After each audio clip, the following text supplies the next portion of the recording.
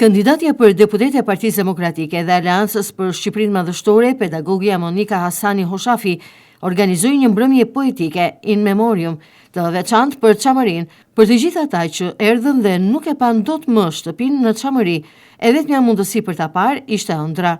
Ishte një mbrëmje çame e cila bashkoi me traditat çame të gjithë brezave me bekimet dhe kujtimet e paraardhësve tanë çam, është prehur kandidatja Hoshafi. Është e folura më konservatore gjuhës shqipe, që do thotë ajo ruan tiparin më të vjetra të Shqipës, dhe për këtë duhet të ndjehemi krenar, që kemi arritur dhe kemi ruajtur. Së bashku me Arbreshtën, por Çamërishtja ka akoma më të vjetra elementet e Shqipës së vjetër. Do të lexoj vetëm një fransë, e cila është shkruar në çamërisht dhe ndodhet në bibliotekën kombëtare të Kopenhagës. O shokë aman aman, arritëm këtë zeman, siç e gjem, ashtu e lam.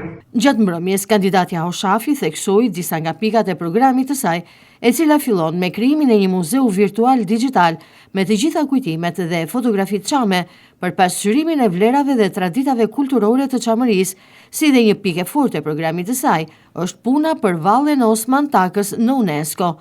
Kjo mbrëmje poetike në kujtim të vlerave dhe traditave të Çamërisë ishte mbushur me element të veçantë kulturor, si vallet çame, veshjet karakteristike të Çamërisë, kultura çame, këngët e Çamërisë, të cilat janë një pasuri e madhe kombëtare.